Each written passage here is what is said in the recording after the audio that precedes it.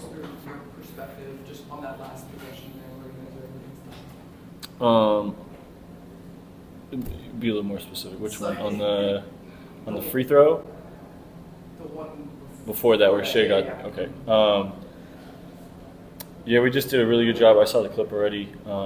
Tried to stay down on Kawhi. He tried multiple times to go. Kaysen was in a good spot to help. He threw it to Norman Powell. Lou got a great contest. Zubac tipped it out. And then from there, Kawhi caught it like in his spot with me closing out to him, and Kaysen did a good job of being in the gap for me. He got off of it, got back to me, and then I kind of figured he wanted to go right. Like that's kind of traditionally where he likes to go. So once he went right, I tried to cut him off. And then Kaysen, again, great job of helping and being there for the spin, and just trying to force him into taking a tough one. You know, like you never know with guys that are of that caliber. Them getting a shot off in general, it could always go in. So just trying to be, as locked onto him as I could, get a good contest, and then they did a great job rebounding on the backside. What's it like for you, obviously the great defender, to be in a position like that, knowing you have a great defender in Kaysen Wallace behind you and Lou Dort on the other side?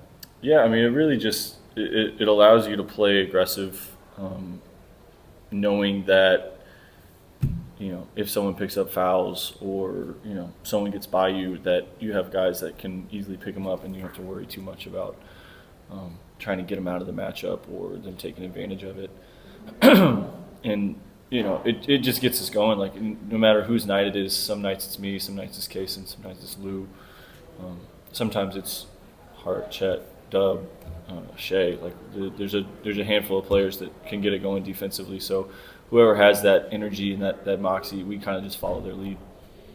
I know you're down a lot, so maybe questions will come call for it, but we've seen you living with case on for say kind of decent sample. Like, what have you seen from that field and like about when you take over? Yeah, there's not a lot of holes when we have those three guys on the court at the same time. Whether you're putting like tonight, I think we started Lou on James. He did a great job point of attack, and then I battled with Kawhi and had Kaysen on Norman Powell. Like when you have a team that has three guys like that all average 20-something in our kind of main engines, it's nice to have the ability to put us three on the court at the same time with them and kind of cover that up. And then we talked about your sort of balance between being a team and being not a chaperone, but like a veteran for a really young team. Mm-hmm. How much of that role in your job, your obligation is, letting a guy like Kaysen seize your opportunity to get him on that sort of thing?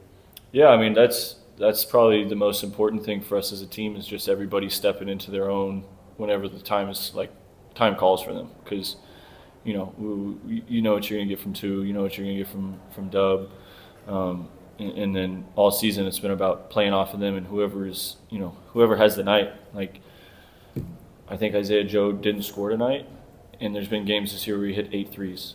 There was a game the other week where Lou went 8 of 14 from three, and I don't know how many he had, maybe single digits tonight. Like there's always opportunity for somebody to step up and be aggressive, and that's one of the luxuries of this team is that we have so many guys that are skilled and versatile and can play.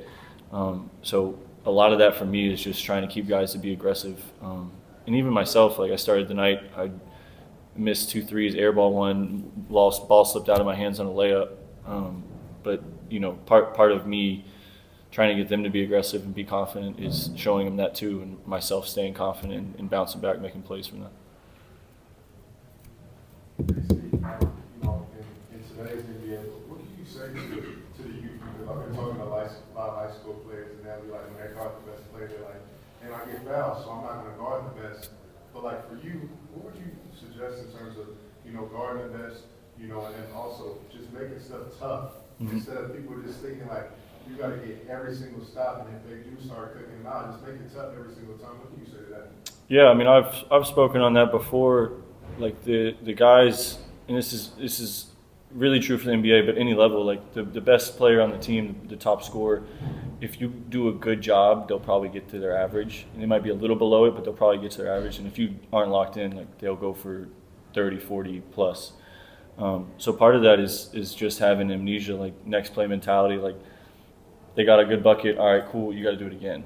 And then if you get a stop, it's like, all right, that was a good one. Well, I got to get another stop. Part of that's just being hungry to compete every single possession because, playing against greatness brings greatness out of you. So, like, every time that I get to play against, potential Hall of Fame guys that are all NBA, all stars, I get excited because I know that it's going to bring the best out of me. And for you, just when you get two, because I remember when I played overseas, like when I get two, I'm like mentally I'm thinking about that, but like for you, guarding against like a Kawhi, like when you get two fouls, like quick ones, how is that thought process and mindset for you? Because you're still aggressive, still make those shots tough too as well. Yeah, it's just about learning how to play angles, play reads. Just try to work before they get the ball in spots to where you're at a disadvantage. And a lot of that, at least on this team, Mark does a good job of playing guys with fouls. He just says if you're out there, you play. Like don't worry about what your foul count is. Don't worry about the situation. Like you play the game however you would. So a lot of that, kind of just breathes confidence into me to just go out and compete every possession, no matter what the game and foul count looks like. Alex, that last play against Kawhi, where he has just so much size and strength. Like, what's your strategy as a defender to take that away? Combat that, yeah. Just trying to make it difficult for him. Part of it's working angles.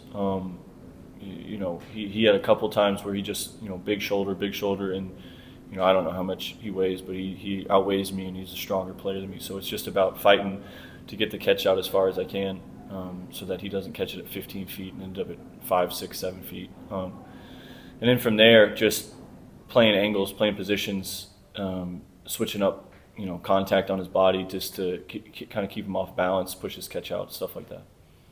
Did you know there was going to be you on him and not Lou in that situation?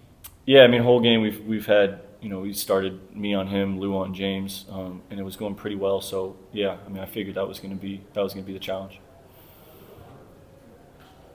Anybody else? Gallup, you got last one, Gallup. I just want to ask you about the 15-0 run, second quarter. You guys were on, they had gotten a double-digit lead, and just how massive in the moment that felt for you guys to be able to pull back that quickly with that group on the floor.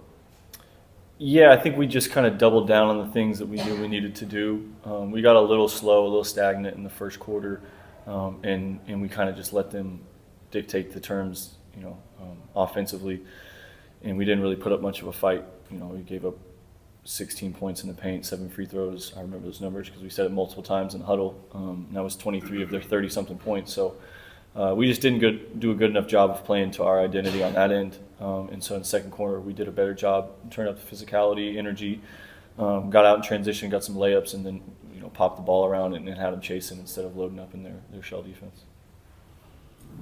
Thank you, Alex. Thanks, guys.